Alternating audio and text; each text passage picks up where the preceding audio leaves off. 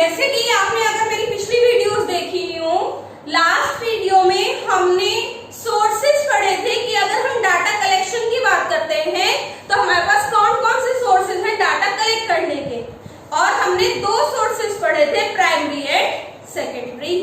तो अब methods of data collection कि कौन कौन से मेथड्स, अगर हम सपोज प्राइमरी मेथड चूज करते हैं कि भाई हमें तो प्राइमरी सोर्स से डाटा कलेक्ट करना है, तो कौन कौन से मेथड्स हमारे पास है, ठीक है। या फिर हमें अगर सेकेंडरी सोर्स हमने सोचा है कि भाई हमें सेकेंडरी डाटा कलेक्ट करना है, तो उसके कौन कौन से सोर्सेज हैं जहां से हम सेकेंडरी डाटा कलेक्ट कर सकते हैं, ठीक है। सबसे पहले प्राइमरी डाटा देखिए कि प्राइमरी डाटा की अगर हम बात करते हैं तो प्राइमरी डाटा को कलेक्ट करने के कौन कौन से सोर्सेज हैं, मेथड्स क्या हैं, कहां से प्राइमरी डाटा कलेक्ट किया जा सकता है। सबसे पहला है personal interview. First method is personal interview. और जब हम पर्सनल इंटरव्यू की बात करते हैं तो तीन मेथड्स इसके अंदर आए। सबसे पहला direct personal investigation, second indirect oral investigation, third information from local sources और कॉरेस्पॉन्डेंट्स। ध्यान रखिए स्टूडेंट्स, ये सारे मेथड्स हमें डिटेल में स्टडी करने हैं इस पूरे चैप्टर में। बस अब हमें यही टॉपिक्स, यही मेथड्स, चाहे वो प्राइमरी के हो चाहे वो सेकेंडरी के हो, इन्हीं को हमें डिटेल में स्टडी करना है। फिर सेकेंड है इसमें information through questionnaires and schedules, यानी एक और मेथड हमारे पास डाटा कलेक्शन में। प्राइमरी डाटा अगर हमें कलेक्ट करना है तो क्या है कि इंफॉर्मेशन किससे कलेक्ट की जा सकती है, क्वेश्चनेयर्स के थ्रू या शेड्यूल्स के थ्रू। इसके अंदर भी हम जब पढ़ेंगे तो दो मेथड आते हैं, एक मेलिंग मेथड और दूसरा है इन्यूमरेटर्स मेथड। फिर थर्ड है इसके अंदर टेलीफोनिक इंटरव्यू, ठीक है। तो यानी एक तरह से अगर देखा जाए स्टूडेंट्स तो टोटल 5 मेथड हो गए हमारे डाटा कलेक्शन के प्राइमरी में। सबसे पहला हो गया direct personal investigation, then indirect oral investigation, ठीक है। फिर इंफॉर्मेशन थ्रू लोकल सोर्सेज और कॉरेस्पॉन्डेंट्स। फिर एक हो गया हमारा information through questionnaires and schedules, जिसके अंदर हम दो पढ़ेंगे, मेलिंग मेथड और इन्यूमरेटर्स मेथड। और फिर एक होगा टेलीफोनिक इंटरव्यू, ठीक है, क्लियर। और जब हम सेकेंडरी डाटा की बात करते हैं तो इसमें हमारे पास दो मेथड सामने आएंगे। पहला पब्लिश सोर्स, यानी कहां से सेकेंडरी डाटा कहां से कलेक्ट किया जा सकता है। पहला सोर्स है हमारा पब्लिश और सेकेंड है अनपब्लिश, ठीक है। चलिए अब इन्हीं को डिटेल में हमें आगे पढ़ना है और आज की वीडियो में हम 3 मेथड्स कवर करके चलेंगे। बाकी के मेथड्स हम अपनी नेक्स्ट वीडियो में करेंगे। First is direct personal investigation. Direct personal investigation method में क्या होता है, पहले दो चीजें बता देती हूँ। एक वर्ड आएगा इसमें इन्वेस्टिगेटर। इन्वेस्टिगेटर किस पर्सन को कहा जाएगा, the person who wants to collect the data. वो पर्सन जो डाटा को कलेक्ट करना चाहता है, कलेक्ट कर रहा है, वो कौन है, वो कौन है, इन्वेस्टिगेटर, ठीक है। और जिसका डाटा कलेक्ट किया जाएगा, जिसका डाटा कलेक्ट किया जाएगा वो कहलाएगा रेस्पोंडेंट। अगर सपोज मुझे क्लास 11 के स्टूडेंट्स की कोई इंफॉर्मेशन कलेक्ट करनी है तो क्लास 11 के स्टूडेंट्स क्या कौन कहलाएंगे, रेस्पोंडेंट्स। और इंफॉर्मेशन कौन कलेक्ट कर रहा है, क्लास टीचर। डाटा किसको रिक्वायर्ड है, क्लास टीचर को, तो वो कौन कहलाएंगे, इन्वेस्टिगेटर, ठीक है। पिछली वीडियो में मैंने आपको पॉपुलेशन का मतलब बताया था। पॉपुलेशन या यूनिवर्स एक ही मतलब है, ठीक है। पॉपुलेशन और यूनिवर्स क्या मतलब था उसका कि द एरिया अंडर इन्वेस्टिगेशन। अगर मेरी इन्वेस्टिगेशन में पूरे 11th क्लास के स्टूडेंट्स आ रहे हैं, 11th में 100 स्टूडेंट्स हैं, तो मेरा पॉपुलेशन का साइज क्या हो गया, 100, ठीक है। 3 टर्म्स हो गई जो हमने स्टडी करी। एक सबसे पहले यूनिवर्स और population, then investigator and third term is respondents. Students इन तीनों को आप ध्यान रखेंगे किन्हें कहते हैं, ठीक है। अब देखिए डायरेक्ट पर्सनल इन्वेस्टिगेशन, सबसे पहला मेथड प्राइमरी के अंदर क्या आता है कि डायरेक्ट पर्सनल इन्वेस्टिगेशन।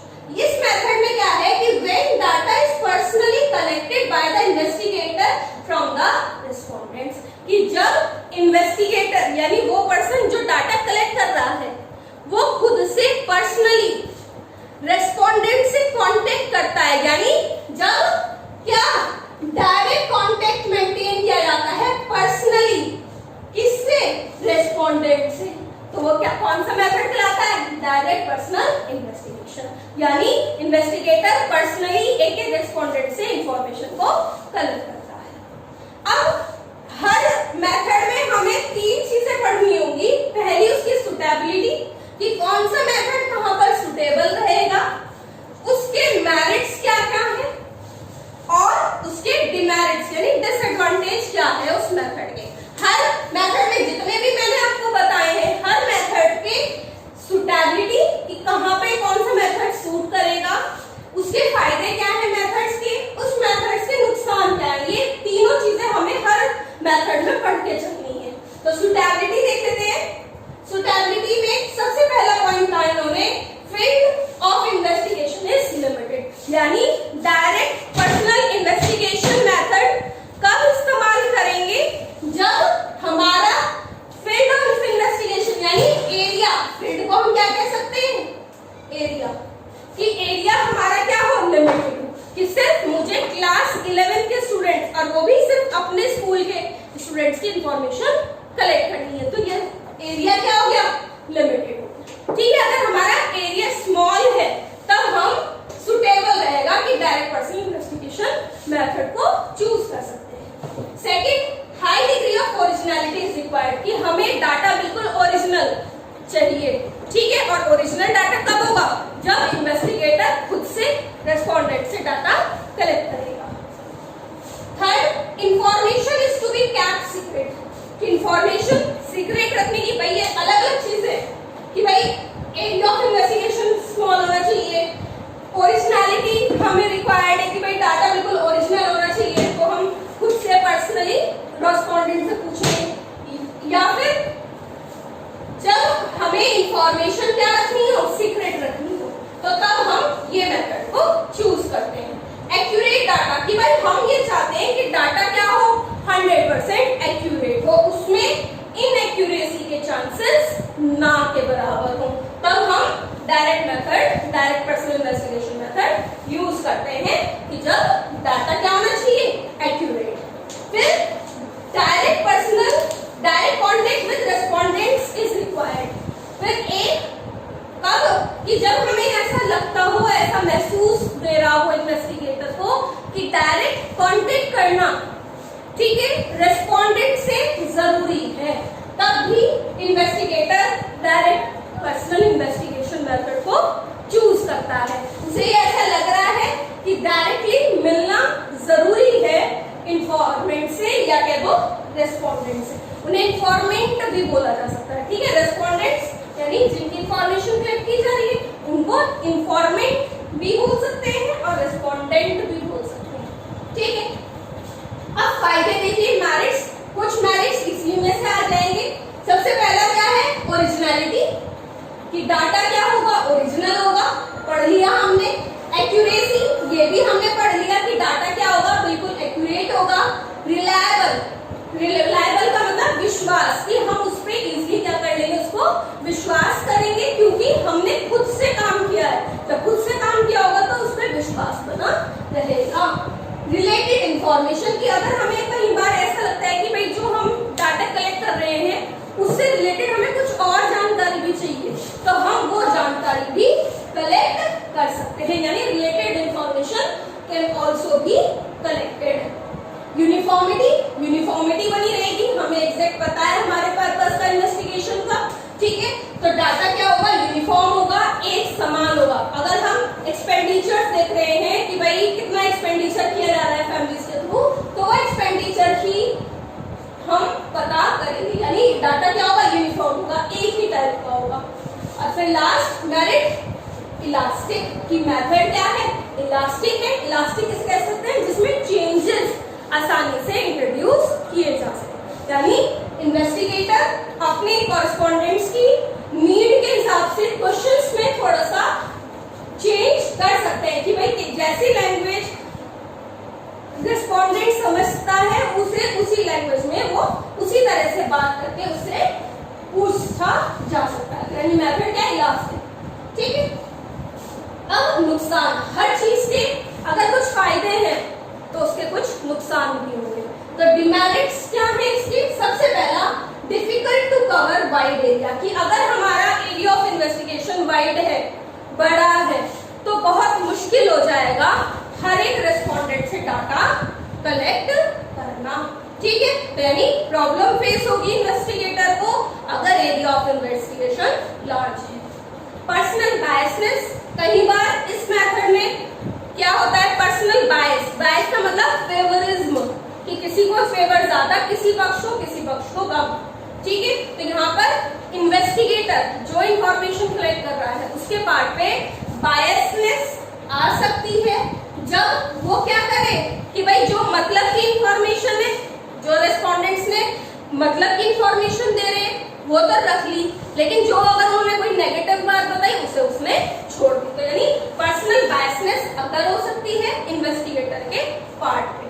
कॉस्टली बैठेगा, क्योंकि जब हर एक से पर्सनली डायरेक्ट कांटेक्ट किया रहा है तो यानी मेथड क्या है? कॉस्टली भी है, टाइम कंज्यूमिंग भी है और एफर्ट्स भी ज्यादा लगेंगे। लिमिटेड कवरेज, कि एक छोटा एरिया ही कवर कर पाते हैं हम इस मेथड से। अब नेक्स्ट दो मेथड और फटाफट से पढ़े थे, एक बार आप इसको देख लीजिए। चलिए स्टूडेंट्स, अब सेकंड मेथड देख लेते हैं हम अपना, that is indirect personal investigation, sorry indirect oral investigation. ये कौन सा मेथड है? अब in this method information is obtain not from the respondents, यानी ये ऐसा मेथड है जिसमें इंफॉर्मेशन रेस्पोंडेंट से कलेक्ट ना करके, इसमें इंफॉर्मेशन, जैसे फर्स्ट मेथड हमने पढ़ा था उसमें इन्वेस्टिगेटर पर्सनली हर एक इंफॉर्मेंट से डाटा कलेक्ट करता है, लेकिन जो सेकंड मेथड है ये इनडायरेक्ट है, यानी डायरेक्टली इन्वेस्टिगेटर रेस्पोंडेंट से, यानी जिनकी इंफॉर्मेशन है उससे नहीं पूछा जा रहा है। ठीक है, तो इनडायरेक्ट यानी जब इंफॉर्मेशन रेस्पोंडेंट्स यानी जिसकी रिलेटेड इंफॉर्मेशन है उससे ना पूछकर कलेक्टेड फ्रॉम अदर पर्सन, किसी दूसरे पर्सन से या पर्सन से कलेक्ट कर लिया जाए तो वो क्या कहलाता है? Indirect oral investigation. बात समझ में आई? पहला मेथड क्या था? डायरेक्ट पर्सनल, जिसमें इन्वेस्टिगेटर खुद से इंफॉर्मेंट से या रेस्पोंडेंट से डाटा कलेक्ट करता है, जिसकी इंफॉर्मेशन है उसी से पूछता है, तो वो direct personal method. Indirect oral, कि जिसकी इंफॉर्मेशन है उससे ना पूछकर इन्वेस्टिगेटर किसी दूसरे पर्सन से पूछता है, जो क्या कहलाया गया यहाँ पर? विटनेस। उस पर्सन को क्या नाम दिया गया जो जानकारी देगा? विटनेस। ठीक है, क्लियर? तो अब ये जो है मेथड है कि जिसमें रेस्पोंडेंट से जानकारी ना लेकर किसी थर्ड पर्सन से, भाई इंफॉर्मेशन कलेक्ट करने वाला इन्वेस्टिगेटर, जिसकी इंफॉर्मेशन है वो सेकंड पर्सन यानी रेस्पोंडेंट्स, लेकिन किससे पूछ लिया गया? किसी थर्ड पर्सन से, जिसे क्या कहा गया? विटनेस। तो ये मेथड कब सुटेबल रहता है, कब इस मेथड का इस्तेमाल किया जाता है? देखिए, जब एरिया ऑफ इन्वेस्टिगेशन क्या हो, कि हमारा एरिया ऑफ इन्वेस्टिगेशन क्या है? बड़ा है बहुत, कि हर किसी से कांटेक्ट कर पाना मुश्किल है। ठीक है, या फिर दूसरा कहां पे सुटेबल रहेगा?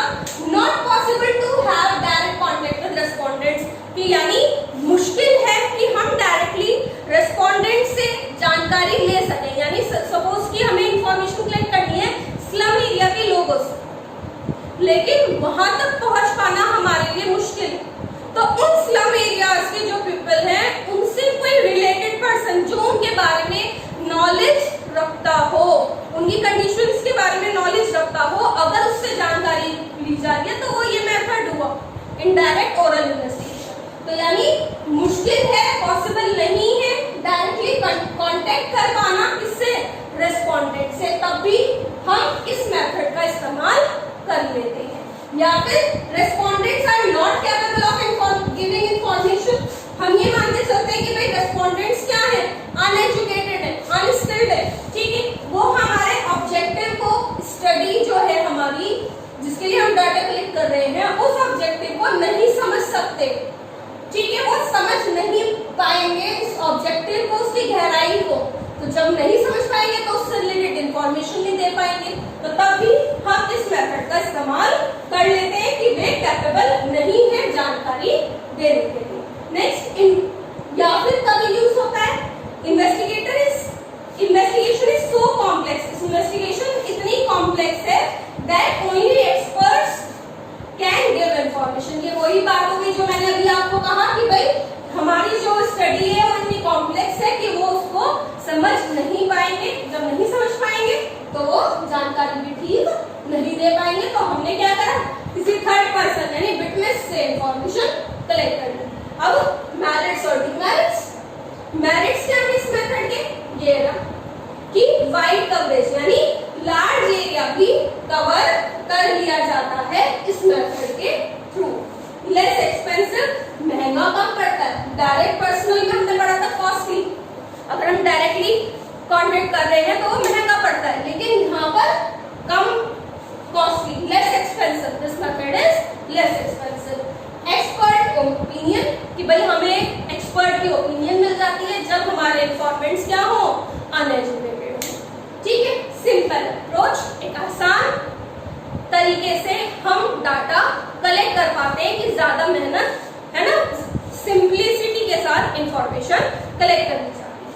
अब नुकसान क्या है, मैंने पहले भी बताया फायदे के साथ साथ क्या जुड़े हुए हैं, नुकसान जुड़े हुए हैं। तो डिमेरिट्स क्या है, लेस एक्यूरेट। एक्यूरेसी नहीं हम कह सकते भाई, जब जिसकी इंफॉर्मेशन है उससे तो हम पूछ नहीं रहे, किसी थर्ड पर्सन विटनेस से हमने इंफॉर्मेशन कलेक्ट कर ली, तो हम कह सकते हैं क्या कि वो बिल्कुल करेक्ट इंफॉर्मेशन देगा उन लोगों की, तो इसलिए ये मेथड लेस एक्यूरेट कहा जाता है कि इसमें एक्यूरेसी कम होती है। ठीक है, बायस्ड, कई बार मेथड क्या हो जाएगा, बायस्ड। किसके बिहाफ पर, विटनेस के बिहाफ पर। कई बार विटनेस सही जानकारी नहीं देगा अपने पर्सनल बेनिफिट के लिए। ठीक है, तो बायस्ड है on the behalf of witness, witness के बिहाफ पर ये मेथड क्या रहता है, बायस्ड रहता है। डाउटफुल कंक्लूजन्स, कंक्लूजन्स जो रिजल्ट्स होंगे वो हमेशा डाउटफुल होंगे, हम श्योर नहीं है कि जो रिजल्ट्स हमने ट्राई करे वो 100% एक्यूरेट होंगे या नहीं। ठीक है, हमारा थर्ड मेथड है इंफॉर्मेशन फ्रॉम लोकल सोर्सेज और कॉरेस्पॉन्डेंट। अब यहाँ पे इंफॉर्मेशन किससे कलेक्ट की जा रही है, लोकल पर्सन से, लोकल सोर्सेज यानी लोकल पर्सन से, जिन्हें हम कॉरेस्पॉन्डेंट भी कह सकते हैं। In this method investigator appoints local persons at different places. अलग अलग शहरों में या अलग अलग एरिया में अलग अलग पर्सन्स अपॉइंट कर दिए जाते हैं। ठीक है, इन्वेस्टिगेटर क्या करता है, हर शहर में लोकल पर्सन्स को अपॉइंट कर देता है कि भाई दिल्ली की इंफॉर्मेशन दिल्ली में पर्सन अपॉइंट कर दिया, वो देगा दिल्ली की इंफॉर्मेशन, और दिल्ली बहुत बड़ा है तो वहां पे भी अलग अलग एरियाज में अलग अलग लोकल पर्सन, उसी एरिया के रहने वाले लोग अपने अपने एरिया की इंफॉर्मेशन इकट्ठा करके देंगे। इसी तरह गाजियाबाद में हमने पर्सन अपॉइंट कर दिया, वो गाजियाबाद की इंफॉर्मेशन हमें कलेक्ट करके देगा। नोएडा में अपॉइंट कर दिया, वो नोएडा की इंफॉर्मेशन कलेक्ट करके देगा। ठीक है, नोएडा का ही एक पर्सन। इसी तरह मेरठ सिटी है तो मेरठ वाला पर्सन जो मेरठ में अपॉइंट हुआ है वो मेरठ की इंफॉर्मेशन कलेक्ट करके देगा। यानी इन्वेस्टिगेटर क्या करता है, अपॉइंट कर देता है लोकल पर्सन्स को अलग अलग जगहों पर। दे कलेक्ट द इंफॉर्मेशन, वो अपने अपने एरिया की इंफॉर्मेशन कलेक्ट करते हैं और प्रोवाइड कर देते हैं टू द इन्वेस्टिगेटर। वो इंफॉर्मेशन प्रोवाइड कर दी जाती है इन्वेस्टिगेटर। ठीक है, क्लियर, समझ में आया। लोकल सोर्सेज यानी कॉरेस्पॉन्डेंट्स का मतलब कि इंफॉर्मेशन कलेक्ट करने के लिए हर एरिया के लोकल पर्सन्स को, उसी एरिया में रहने वाले लोगों को अपॉइंट कर दिया जाता है या उसी शहरों में रहने वाले लोगों को अपॉइंट कर दिया जाता है और वो अपने अपने एरिया की इंफॉर्मेशन कलेक्ट करके इन्वेस्टिगेटर को फर्निश कर देते हैं, प्रोवाइड कर देते हैं। ठीक, अब कहाँ पर ये मेथड यूज किया जाता है, कहाँ पर ये सुटेबल है कि हम लोकल पर्सन्स को अपॉइंट करते हैं और इस मेथड का इस्तेमाल करते हैं। सबसे पहला, जब हमें रेगुलर और कॉन्टिन्यूअस इंफॉर्मेशन रिक्वायर्ड होती है, हम लोकल सोर्सेज से इंफॉर्मेशन कब कलेक्ट करते हैं, कब हम इस मेथड का इस्तेमाल करते हैं, जब हमें रेगुलर बेस पे, कॉन्टिन्यूअस बेस पे इंफॉर्मेशन की जरूरत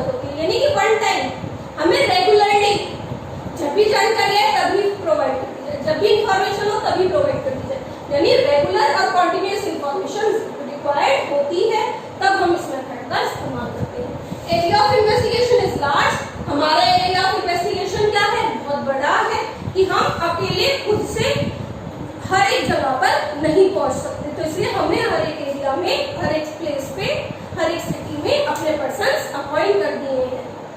information is to be use. अब कौन सी इंफॉर्मेशन यहाँ पे कलेक्ट की जाती है, कैसा डाटा यहाँ पे कलेक्ट किया जाता है, किससे रिलेटेड है ना, वो डाटा कहाँ इस्तेमाल किया जाता है, वो डाटा इस्तेमाल किया जाता है जर्नल्स में, मैगजीन्स में, न्यूज चैनल्स में, रेडियोस पे। ठीक है, यानी रेगुलर इंफॉर्मेशन कलेक्ट जब करनी हो, जब हमें न्यूज़पेपर्स के लिए, टीवी के लिए यानी न्यूज चैनल्स के लिए, रेडियो के लिए, मैगजीन्स के लिए, जर्नल्स के लिए जब हमें रेगुलर इंफॉर्मेशन रिक्वायर्ड होती है तो कौन सा मेथड यूज किया जाता है, थर्ड मेथड, यानी इंफॉर्मेशन फ्रॉम कॉरेस्पॉन्डेंट्स। ठीक है, high degree of accuracy is not required. ऐसा नहीं है कि बिल्कुल सही एक्यूरेट इंफॉर्मेशन मिले, थोड़ी बहुत चेंज तो इसमें चल जाता है। ठीक है, फायदे क्या है, इकोनॉमिकल, सस्ता पड़ता है क्योंकि हर एक पर्सन अपने अपने एरिया की इंफॉर्मेशन कलेक्ट करके इन्वेस्टिगेटर तक पहुंचा रहा है। इन्वेस्टिगेटर को खुद से हर जगह जाना नहीं पड़ रहा। या आप ऐसे समझ सकते हैं, सपोज आज तक है, हेड ऑफिस तो एक ही जगह है ना, लेकिन उसकी ब्रांचेस, छोटे छोटे ऑफिसेस हर शहर में खुले हुए हैं और उसमें एम्प्लॉयज अपॉइंट किए हुए हैं। वो अपने अपने शहरों की इंफॉर्मेशन इकट्ठी करते हैं और हेड ऑफिस तक पहुंचा देते हैं। तो यानी इकोनॉमिकल है। ठीक है, इन्वेस्टिगेटर यानी वहां से, जहां हेड ऑफिस है वहां से तो ये लोग आ रहे हैं ना डायरेक्टली कि बार बार इंफॉर्मेशन कलेक्ट करने आ रहे हैं, तो इकोनॉमिकल। ठीक है, वाइड कवरेज, दूसरा फायदा क्या है, लार्ज एरिया कवर कर देता है, और कॉन्टिन्यूटी, ये भी हमने यहाँ पढ़ा कि कॉन्टिन्यूअस इंफॉर्मेशन हमें मिल पाती है इस मेथड का इस्तेमाल करके। अब हर किसी के साथ, हर फायदे के साथ कुछ नुकसान जुड़े हुए हैं, तो डिमेरिट्स देख लेते हैं फटाफट से। लॉस ऑफ ओरिजिनलिटी, इंफॉर्मेशन जरूरी नहीं है बिल्कुल ओरिजिनल मिले, क्योंकि इन्वेस्टिगेटर खुद से कनेक्ट नहीं कर रहा है, तो यानी lack of originality, original information नहीं है क्योंकि इन्वेस्टिगेटर ने खुद कलेक्ट नहीं करी। लैक ऑफ यूनिफॉर्मिटी, कहीं किसी एरिया से कोई इंफॉर्मेशन आएगी, किसी एरिया से कोई इंफॉर्मेशन आएगी, थर्ड एरिया से कोई और इंफॉर्मेशन आएगी, अलग अलग जगह से अलग अलग तरह की इंफॉर्मेशन मिलती है। पर्सनल बायस, कई बार क्या होता है कि लोकल पर्सन्स जो है, लोकल कॉरेस्पॉन्डेंट्स जो है वो बायस हो जाते हैं कि जो फेवर की इंफॉर्मेशन है वो तो प्रोवाइड कर दी इन्वेस्टिगेटर को, हेड ऑफिस को, लेकिन कोई अनफेवरेबल अगर इंफॉर्मेशन है तो वो उसको छिपा देते हैं। लेस एक्यूरेट, एक्यूरेसी की हम श्योरिटी नहीं दे सकते कि इंफॉर्मेशन बिल्कुल 100% एक्यूरेट हमें बताई जाएगी। डिले इन कलेक्शन, कई बार इन्वेस्टिगेटर्स के पार्ट पे, कॉरेस्पॉन्डेंट्स के पार्ट पे डिले हो जाता है इंफॉर्मेशन को प्रोवाइड करने में टू द इन्वेस्टिगेटर। ठीक है स्टूडेंट्स, आज मैंने आपको 3 मेथड बताए हैं प्राइमरी डाटा कलेक्शन के, कि अगर हम प्राइमरी डाटा कलेक्ट कर रहे हैं तो उसमें फर्स्ट 3 मेथड्स मैंने आपको बता दिए। पहला था डायरेक्ट ओरल, जिसमें इन्वेस्टिगेटर खुद से कलेक्ट करता है जब एरिया ऑफ इन्वेस्टिगेशन कम हो। दूसरा इंडायरेक्ट ओरल, जब इन्वेस्टिगेटर कॉरेस्पॉन्डेंट से ना कलेक्ट करके थर्ड पर्सन यानी विटनेस से इंफॉर्मेशन ले ले तो वो ठीक है इंडायरेक्ट ओरल। और थर्ड ईयर में हमने पढ़ाई है इंफॉर्मेशन फ्रॉम लोकल सोर्सेज, जब हमें रेगुलर इंफॉर्मेशन रिक्वायर्ड होती है। ठीक है, नेक्स्ट 2 मेथड